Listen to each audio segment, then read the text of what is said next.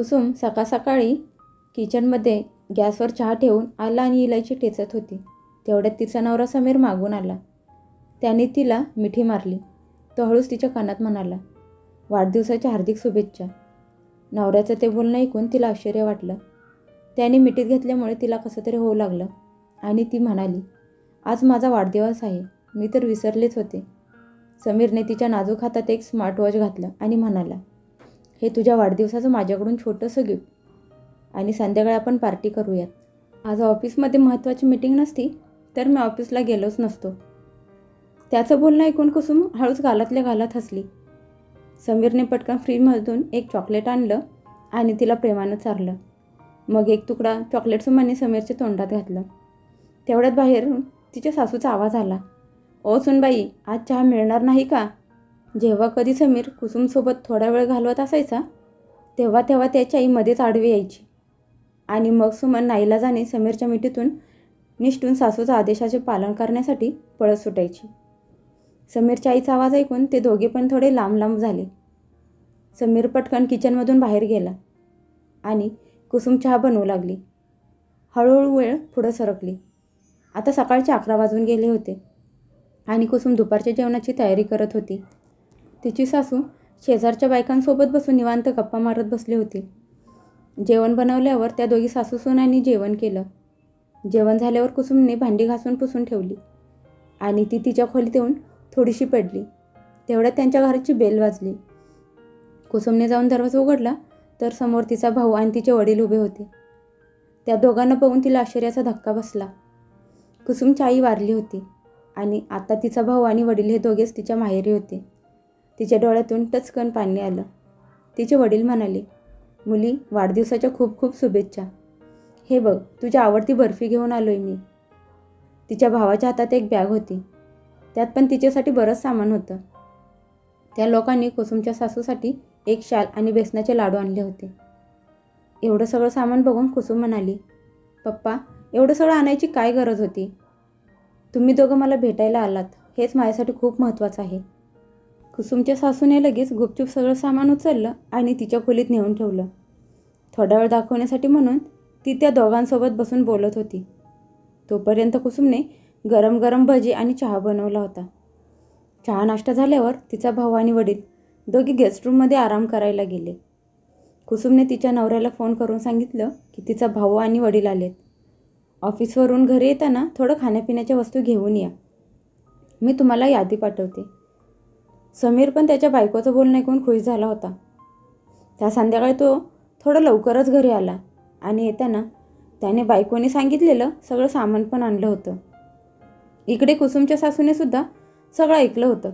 तिने लगेच ते सगळं सामान उचललं आणि शेजारच्या एका मुलाला सांगून ते सगळं सामान तिच्या मुलीच्या सासरी पाठवून दिलं. तिच्या मुलीचं सासर अर्ध्या तासाच्या अंतरावरच होतं आणि जेव्हा कधी काही तिच्या सासरी पाठवायचं असेल तेव्हा ती त्या शेजारच्या मुलाला सांगत होती, कारण तो मुलगा तिच्या शेजारीच असलेल्या एका ठिकाणी कामाला जात होता. आज पण तो मुलगा रात्रपाळीसाठी कामावर जात होता. तेवढ्यात तिने ते सगळं सामान त्याच्या हातात देऊन तिच्या मुलीच्या सासरी पाठवलं. काही वेळाने सुमन किचनमध्ये आली आणि तिथे काहीच सामान नव्हतं. हे बघून तिला धक्काच बसला.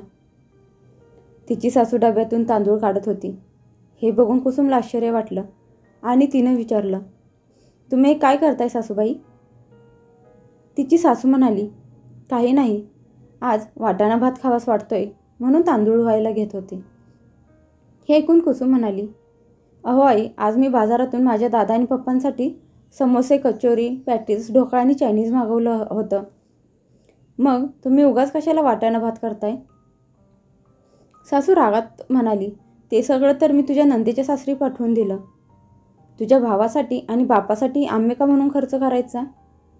हे ऐकून कुसुम काही क्षणासाठी स्तब्ध झाली. ती काही बोलली नाही. मग थोड्या वेळाने शांतपणे म्हणाली, जर माझे वडील आणि भाऊ आल्यावर त्यांच्यासाठी थोडा खर्च झाला तरी असं कितीसं नुकसान होणार आहे. तसं पण माझ्या वाढदिवसासाठी त्यांनी किती काय काय आणलं आहे आणि मी हे सगळं तुमची इज्जत वाचवण्यासाठीच तर करत आहे. कुसुमची सासू आश्चर्याने म्हणाली, तू हे सगळं आमच्यासाठी करत आहेस? ते कसं काय? मग कुसुमने एक दीर्घ श्वास घेतला आणि म्हणाली, माझ्या माहेरच्या माणसांच्या नजरेत तुमची इज्जत कमी होऊ नये म्हणूनच तर मी हे सगळं करत आहे. त्यांना थोडी थोडी शंका येऊ लागली आहे की तुम्ही संकुचित मानाचे आहात. त्यांच्या नजरेत तुमचा मान सन्मान वाढावा म्हणून तर मी हे सगळं करत आहे. तिच्या सासूला राग आला आणि ती म्हणाली, तुला म्हणायचं तरी काय? जे बोलायचे ते स्पष्ट बोल. कुसुम हळू आवाजात म्हणाली, तुम्हाला स्पष्टच ऐकायचं आहे का? तर मग ऐका. आठवतंय का मागच्या वेळी माझा भाऊ आपल्या घरी आला होता, तर तुम्ही त्याच्यासोबत काय केलं होतं? कुसुमच्या सासूची भंबेरी उडाली. ती म्हणाली, मी काय केलं होतं? कधी आला होता तुझा भाऊ? कुसुम हळू आवाजात म्हणाली, 5 महिन्यांपूर्वी माझा भाऊ आला होता. तेव्हा मी बाजारात गेले होते. तुम्ही एकट्याच घरात होता. नेमकी मी बाजारातून आले आणि दरवाजातच तुमचा आवाज ऐकला. तुम्ही माझ्या भावाला म्हणत होता की मी माझ्या चुलत सासूकडे गेले आहे आणि एका आठवड्यानंतर येणार आहे. मला तर तुमचं खोटं बोलणं ऐकून आश्चर्य वाटलं होतं. मग मी पुढे ऐकलं की तुम्ही म्हणालात की तुम्ही पण तिकडेच निघाला आहात कारण त्यांची तब्येत ठीक नाही. तुम्ही त्याला फक्त चहा दिलात आणि त्याला सांगितलं की लवकर आवर, मला पण जायचं आहे, आपण एकत्रच जाऊया. तुमचं ते बोलणं ऐकून मला खूप वाईट वाटत होतं. मला वाटलं असतं तर त्याच वेळी समोर येऊन मी तुम्हाला खोटं ठरवलं असतं, पण फक्त तुमची इज्जत जाऊ नये म्हणून मी गप्प बसली. मी गुपचूप घराच्या मागच्या बाजूला गेले आणि तिथून दरवाजाकडे लक्ष ठेवून होते. थोड्याच वेळाने तुम्ही तिथून निघून गेलात. बाहेर आल्यावर माझ्या भावाने मला फोन केला आणि विचारू लागला की आता तुझी चुलत सासू कशी आहे? तेव्हा मी पण तुमच्या खोटेपणावर पांघरून घातलं. मी पण त्याला खोटं बोलले, पण माझ्या मनावर खूप मोठं ओझं राहून गेलं होतं की माझा भाऊ मी नसताना घरी आला होता आणि तुम्ही त्याला काहीही खाऊ पिऊ न घालता फक्त एका चहाच्या कपावर घरातून जायला सांगितलं होतं. तुम्ही तर मला याबद्दल काहीच सांगितलं नव्हतं. मला सगळं माहीत झालं होतं. माझ्या भावाने पण घरी जाऊन सगळ्यांना हेच सांगितलं असणार की तुम्ही त्याच्याशी कसं वागलात ते. त्याला काहीच खायला प्यायला दिलं नाही. तो तर इथे या शहरात एका इंटरव्ह्यूसाठी आला होता. मला सरप्राईज देण्यासाठी तो न सांगता आला होता. दुपारची वेळ होती, कमीत कमी जेवायला तर विचारायचं होतं तुम्ही, पण तुम्ही तर तेवढंसुद्धा केलं नाहीत. काय विचार करत असतील ती लोक माझ्या सासरबद्दल, की माझे सासरचे लोक कसे आहेत, जे घरी आलेल्या पाहुण्यांना साधं जेवणसुद्धा विचारत नाहीत. बस फक्त तुमच्या त्या इमेजला सुधारण्यासाठी मी आज एवढं सगळं मागवलं होतं. पण आज पुन्हा तुम्ही ते सामान तुमच्या लेकीच्या सासरी पाठवून तुमचा मान कमी करण्याची पूर्ण तयारी केलीत. माझ्या वाढदिवसाला माझे पप्पा एवढं सगळं घेऊन आलेत आणि तुम्ही त्यांना वाटाणा भात खायला घालणार होतात का? हे सगळं बोलताना कुसुमचा चेहरा रागाने लाल झाला होता. आपल्या सुनाचं सगळं ऐकून सासूचा चेहरा पडला होता. तेवढं समीर किचनमध्ये येत म्हणाला, कुसुम तू काळजी कशाला करतेस? आईने सगळं ताईच्या सासरी पाठवलं म्हणून काय झालं, मी आहे की, तू काळजी करू नकोस.